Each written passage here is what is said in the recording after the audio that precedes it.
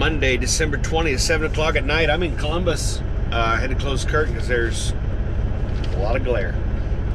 5 more days till Santa brings me loads of coal. Anyhow,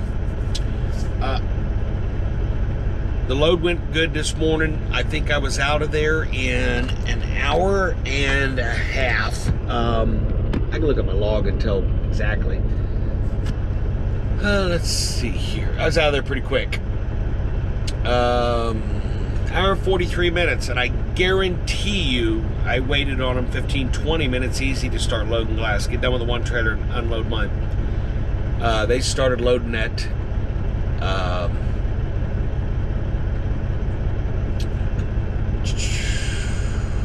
there we go. Yeah, my hour and 29 minutes. They started loading me early this morning. I think they got me in there around 9:30. Well, you can do the math. Done at 10:30. They got me around 9 o'clock.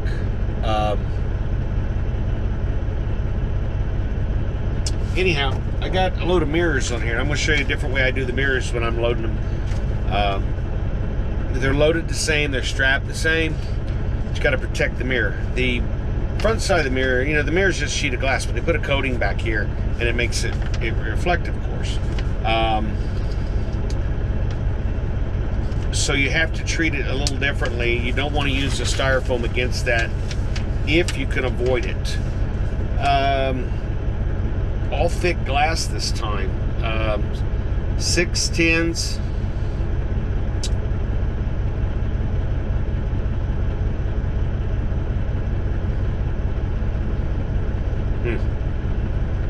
This one says Mexico. Don't understand that. Anyhow, I got a 40. What I got on there? 43,269 pounds. Had a little problem with the trailer. I've had it with this trailer before. 713. In the back where the post goes down and you ratchet the curtain kit back, for some reason the left side will work its way up, and it'll fall completely out and land in the trailer. This time it was not completely out, because I looked back and I noticed my tarp was getting looser and looser and looser, and sometimes you got to go back and put a little re-cinch on them. This one happened real fast, and I don't know whether it's just a certain series of bumps that shake it the right way to where it wants to pop out. It shouldn't come out at all, but it does. And so I went to pull into the weigh station. They had it all coned off, so I had to go down the road and pull into the exit of the weigh station, and the back gates that's so close to the ratchets, you got to open it. You don't have to roll the back gate, but you got to loosen the back gate so you can do the ratchet. So I reset that, checked the load again. Everything was still good and happy, no problems. But I'll take you back real quick. It's dark, as you can see. It's just winter time, you know. It's just that thing.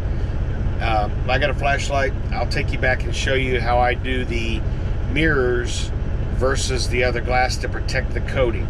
Because I mean, that's really my only job, is just to haul the glass safely and protect the glass. Hence the tarps and all that good stuff. All right, this blue, this is the back coating of the mirrors. 9, 10, and these feet. I mean, you've seen me take these wiper blades off before, and they just lay on the floor. Well, the floor is dirty and the floor might have some glass, so this material here, I don't know what it's called. It's some type of a cellulite, I don't know. But they wrap the cardboard in it when they're loading mirrors. So I just peeled this off, stuck it between my wiper blade and the glass. So if anything moves, this protects the finish, so that the finish is not damaged. Because if the finish is damaged, then it's not a mirror anymore, because what it does, it just gets scratched off. Of course, up there I got V-board, protective angles. Didn't have to do that on the back because I got short glass back here. End caps fall off, which is really not uncommon. I'm gonna take you back here real quick and show you. This end cap fell completely off because the rope has been cut and it just won't stay.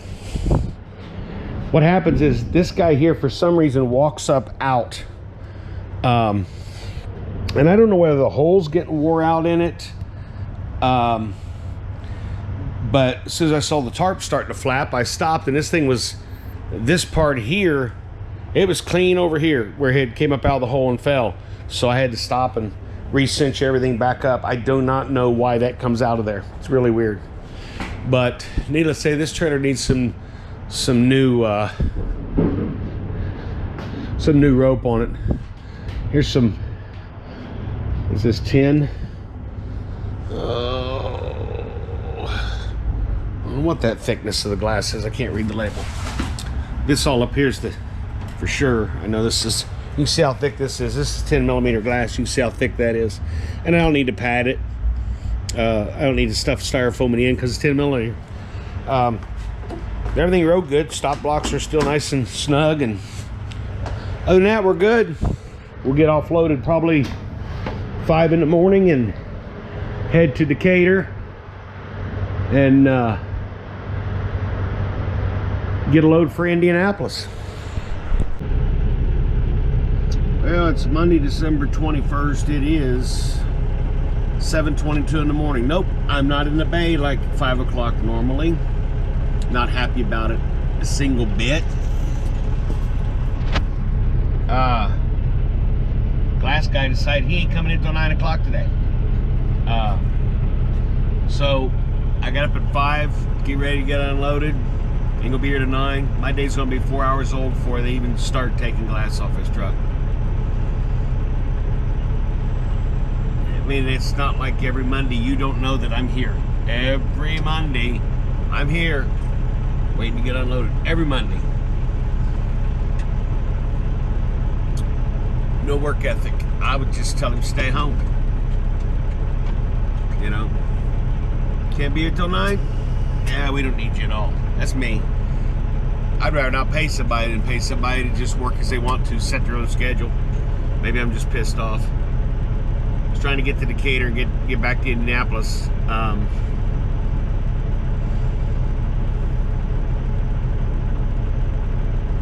Anyhow, I got a video of the glass mirrors, how I treat the mirrors differently when I'm carrying mirrors than I do other glass. Basically, you'll see it, but the rubber foot on the wiper blades, you know, we set them right on the floor of the trailer, and they can pick up dirt and little chunks of glass. I wipe them down with my glass glove. This is a glass glove, which is amazing because I've busted my hand open 2 or 3 times by stuff hitting the back of my hand, like an angle or something, but I've never cut the glass glove. It cuts me open underneath of the glove. But yeah, the glass won't cut through this. Don't know how they work, but I wipe it down with that glass glove, and that's what I have on, and then I'll put it up against the glass. But with the mirror, it's got a coating on the back. You'll see it, it's blue, and if you scratch that, well, now it's just a piece of glass. You've taken the coating off of it.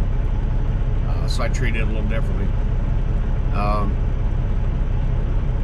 The loading went real well in vitro. They got me out of there, hour and, I think I was out there an hour and 45 minutes or something. And it took them 20 minutes to start, you know. And they're real good about it because, you know, I get 11 Stotses, so I get 2 on the right front. Mike always puts them on there first. So as soon as he gets them 2 on there, dude, I'm strapping. I'm securing stuff. And then 3 on the left front, which is called the high side of the truck. You always want to be heavy left because roads, you know, taper off like this, and emergency lanes taper off. So, you know, if you're sitting on the emergency lane, it leans out real far. You don't want all your weight on that side. You want your weight on the driver's side. So 2 on the right front passenger, 3 on the left front driver, and then 6, 3 and 3 in the back. So yeah, I get out of there pretty daggone quick. I don't mess around. I guess I need to slow down. Like I said, I remember this ain't Maverick. You know, I did, what was it, 5 hours and 48 minutes down in Grenada, and now I got 4 hours here not moving. There's it's annoying, to say the least. I guess I just need to slow down. You know, I hate adopting their, you know, the unloaders' method of work, but it doesn't do me any good to try to speed up. You know, it doesn't do me any good to work any faster, because I get to the plant and then, you know, sit. So that's aggravating. It's quite aggravating. And it's kind of aggravating too when they put another truck in front of you. I know when I worked for Maverick, if a company truck from whatever company I was at came in, they put you in before them. When I was down in Grenada, the Maverick truck was supposed to unload after me. They put him ahead of me, so I burned up all my clock. I got there with 5 hours and 48 minutes left on my clock, and I couldn't leave the plant.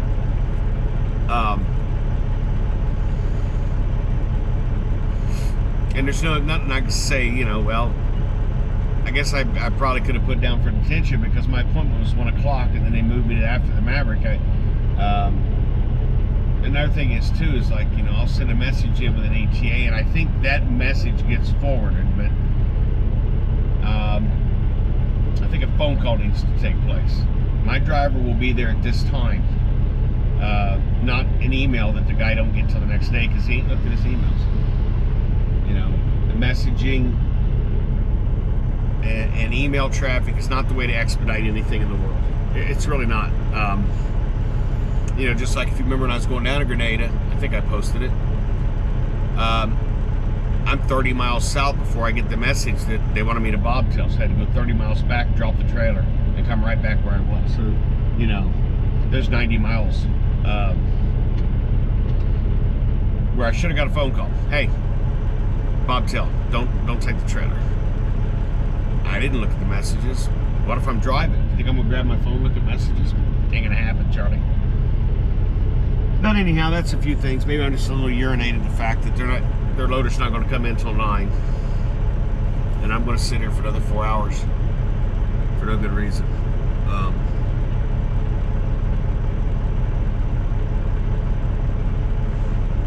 But anyhow, off to Decatur. Hopefully the load will be done. Then I'll roll to Indianapolis, get that offloaded.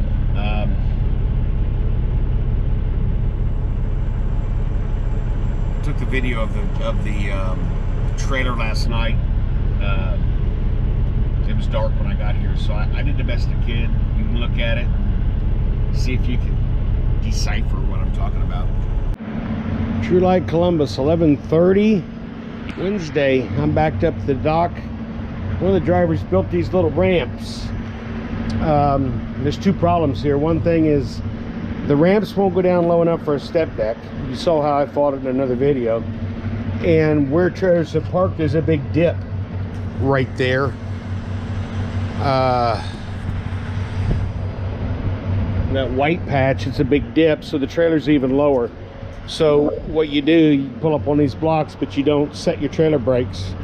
When you set the trailer brakes, it dumps the airbag, makes it back lower. So I left the truck running so the airbags will stay fully inflated. Go inside and I'll show you what I got. All right, here's the glass rack. I got two 4-inch straps. I don't need two 4-inch straps for the weight, but sometimes you have to strap for length or stability in this case. So what I did was I ran one on, I'm not sure, I'll get the kit forward in a second here. Got one in the back, one in the front. 2x6 I nailed down because I couldn't get them to do it. That's your rear stop block. Then there's one in the front that's a front stop block. Can't quite fit through there because the kit's on here. I almost get this 2x6 off and I'll slide the kit and show you the rest of it. All right, I got the kit opened up. This is what I carry in my truck. I carry a long pry bar, claw hammer, and then I have a short J bar. There's the 2-inch or the 4-inch strap across the back. It's got this brace bar on here, but it's so bent I had to take it off or it would hit the kit. So they just pop onto this little bolt. I had to pop it off. Should not have actually used this. There's the glass.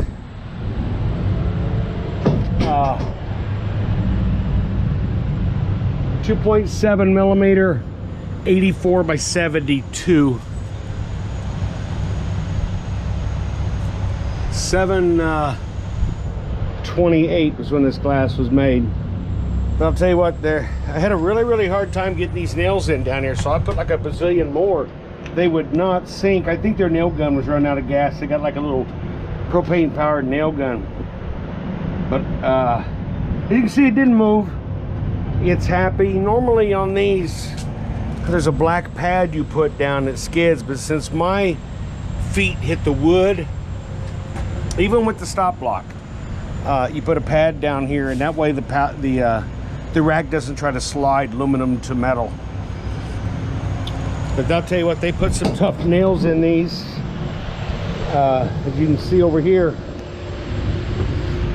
I pulled the nails right through the 2x6. There's the 2x6 laying in there, and I pulled the nails right through it. So, but what I'll do is I'll go ahead and get these all up. I'll get the deck cleaned of all the nails, and then we'll get the glass rack off. They're in a meeting right now, morning meeting of some type, which is okay because I needed time to get this ready for them anyhow. What's crap is this FedEx driver had the blind side in there, so he's driver's side in because of this.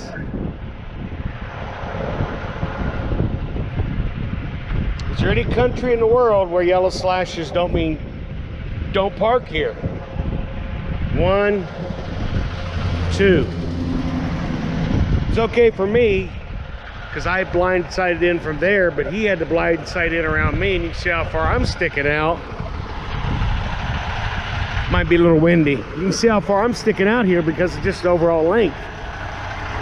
Now when I come here Monday night, there ain't nothing out here. I can go down here and make a U-turn and come back up, but that can't happen. All right, here's the glass rack all done. Got all the extra nails pulled out of the deck. As you can see, they went through pretty good, but yeah, I got all the nails out, and it's ready to be pulled off here. Now we got a little more light on the subject. I'll show you real quick the setup here. Of course, these are the end caps. On this short glass, the roll kit won't hit these. I still put them on for my protection while I'm working around here, because I mean I'm down here prying this piece of wood up, and I'm doing the scissors. But basically, this is what you want. You want your scissor in the first hole past the glass. Obviously, if I put it in this hole up here, it would be against the glass. Then you want your strap in your next available hole, which of course won't go through here, so you come back to here. I've seen them put them in here and come all the way out here with the ratchet. It still works. I like to get inward pressure right here in the middle.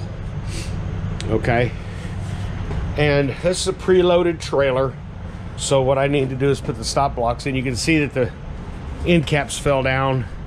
I suggested a second rope up here we could tie here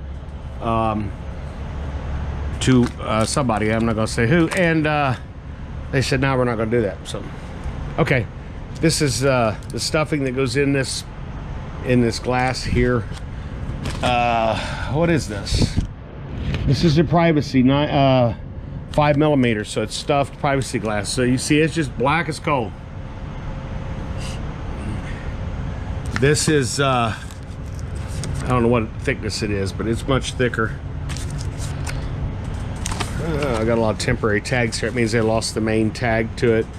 This is 5.7 96 by 130 glass, and this is 5. Once you get to 5, you need to put the stuffing in the ends. You pack it in once they set it on. You can't put it before because that's where their lifting strap goes. And I'll show you an issue I ran into when I was doing my pre-trip inspection. Is hoping you can see the buckles up there, the hooks.